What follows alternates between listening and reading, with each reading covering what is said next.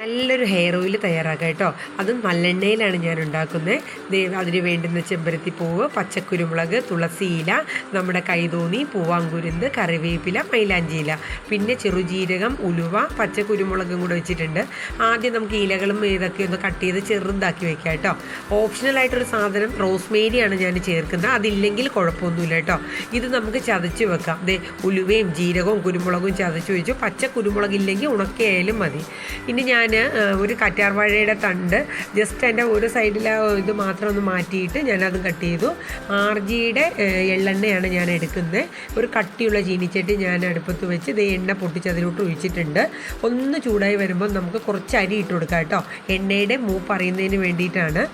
നമ്മൾ ചതച്ച് വെച്ച കുരുമുളകും ഉലുവയും ജീരകവും ഇട്ട് അതിൻ്റെ ഒരു പൊട്ടലുണ്ടല്ലോ, അതൊക്കെ ഒന്ന് മാറി കഴിയുമ്പോൾ നമുക്ക് അടുത്ത ഇൻഗ്രീഡിയൻസ് ചേർക്കാം. ഇപ്പം ഒരു മീഡിയം ഫ്ലെയിമിൽ തീ വെക്കാൻ നോക്കണേ, മീഡിയം മതി. അത് കഴിഞ്ഞത് നമ്മൾ റോസ്മേരി ഇട്ട് കൊടുത്തു. റോസ്മേരി ഇല്ലെങ്കിൽ ഒരു കുഴപ്പമില്ല കേട്ടോ, ഞാൻ കയ്യിലുള്ളതുകൊണ്ട് മാത്രം ചേർത്തതാണ്. അപ്പോൾ എള്ളെണ്ണ നമുക്ക് മിക്കവർക്കും ആ തലയിൽ യൂസ് ചെയ്യുമ്പോൾ തലവേദന അല്ലെങ്കിൽ നീർക്കെട്ടൊക്കെ വരും. നിങ്ങൾ ഇതുപോലെ ഒന്ന് ഉപയോഗിച്ച് നോക്കി, നല്ല കറുപ്പും നമ്മുടെ മുടിയുടെ നരയൊക്കെ മാറി നല്ല രീതിയിൽ മുടി വളരാൻ ഏറ്റവും കൂടുതൽ പരമ്പരാഗതമായി ഉപയോഗിക്കുന്ന ഒരു എണ്ണയാണ്. നിങ്ങൾ എന്തായാലും ഒന്ന് ട്രൈ ചെയ്യണം കേട്ടോ.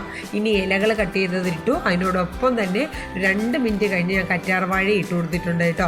ഇതൊന്ന് അതിൻ്റെ പൊട്ടലൊക്കെ ഒന്ന് മാറിക്കഴിയുമ്പോൾ ചെറുള്ളി 2 കഷ്ണം എടുത്തിട്ട് നമ്മൾ കടുവൊക്കെ താളിക്കാനായിട്ട് കട്ട് ചെയ്യത്തില്ലേ, ആ ഒരു അളവിനെടുത്ത് കട്ട് ചെയ്ത് അതും കൂടെ ഇട്ട് ഇനി ലോ ഫ്ലെയിമിൽ ഒരു 20 മിനിറ്റ് എണ്ണയിൽ ഇത് കിടന്ന് നല്ലപോലെ മൂത്ത് ഇടയ്ക്കിടയ്ക്ക് ഒന്ന് ഇളക്കി കൊടുത്ത് റെഡിയാക്കിയാൽ മതി.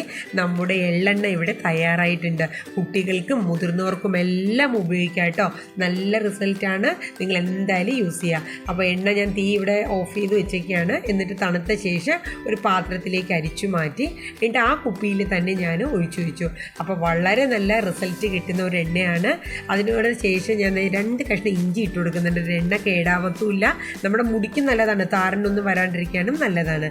അപ്പോൾ എന്തായാലും ഒന്ന് ട്രൈ ചെയ്യണേ.